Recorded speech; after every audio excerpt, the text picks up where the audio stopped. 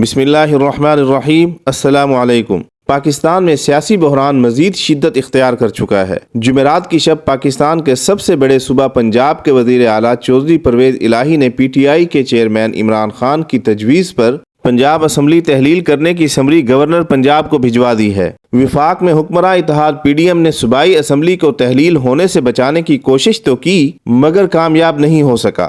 Governor Punjab کو assembly تحلیل کرنے کی سمری موصول ہونے کے بعد کیا اب بھی پی ڈی ایم یا پھر گورنر کے پاس ایسا کوئی راستہ موجود ہے جس سے اسمبلی کی تحلیل کو روکا جا سکے؟ اور آج کی ویڈیو میں ہم یہ بھی جاننے کی کوشش کریں گے کہ موجودہ سیاسی بحران کا نتیجہ ملک بھر میں وقت سے پہلے عام انتخابات کی صورت نکلے گا یا پھر صرف صوبائی اسمبلیوں میں ہی انتخابات ہوں گے۔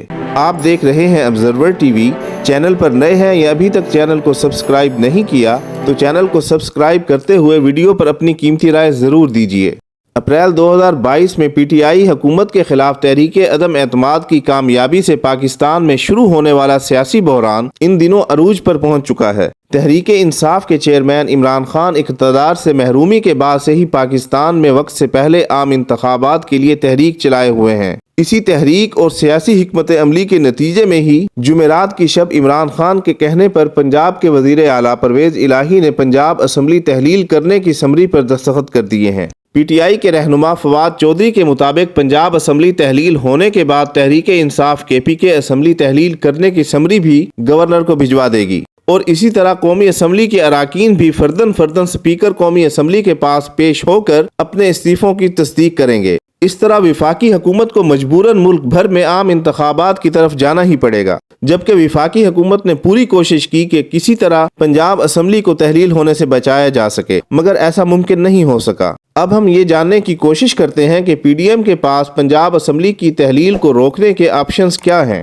بنیادی طور پر 3-4 طریقوں سے پنجاب اسمبلی کی تحلیل کو روکا جا سکتا تھا۔ مثلاً تحریک عدم اعتماد پیش کر کے پنجاب اسمبلی کی تحلیل کو روکا جا سکتا تھا، لیکن یہ طریقہ کسی طور بھی کارگر ثابت نہیں ہوا۔ اور اسی طرح گورنر راج یا پھر عدالت کے ذریعے پنجاب اسمبلی کی تحلیل کو روکنے کی کوشش کی جا سکتی تھی، مگر اب یہ بھی ممکن نہیں رہا کیونکہ آئین کے مطابق اب گورنر رائے لگانے کا وقت بھی گزر چکا ہے، کیونکہ وزیر اعلیٰ پنجاب اسمبلی کو تحلیل کرنے کی سمری گورنر کو بھجوا چکے ہیں۔ اس کے بعد آئین میں گورنر رائے لگانے کی کسی طور پر بھی گنجائش موجود نہیں ہے، جبکہ وزیر اعلیٰ پرویز الہی کے اس اقدام کو عدالت میں چیلنج کرنے کا بھی کوئی فائدہ نہیں ہوگا، کیونکہ پرویز الہی نے اسمبلی سے اعتماد کا ووٹ لے کر اپنے پاس موجود آئینی اختیارات کو استعمال کرتے ہوئے ہی اس اسمبلی کو تحلیل کیا ہے، لہذا اس میں عدالت کسی قسم کی مداخلت نہیں کر سکتی، کیونکہ بغیر کسی ابہام اور قانونی تشریح کی ضرورت کے تمام تر آئینی تقاضوں کو پورا کرتے ہوئے پنجاب اسمبلی تحلیل کی گئی ہے۔ وزیر اعلیٰ کی طرف سے سمری موصول ہونے کے بعد گورنر کو قانون کے مطابق 2 دن کے اندر اسمبلی تحلیل کرنا ہوتی ہے،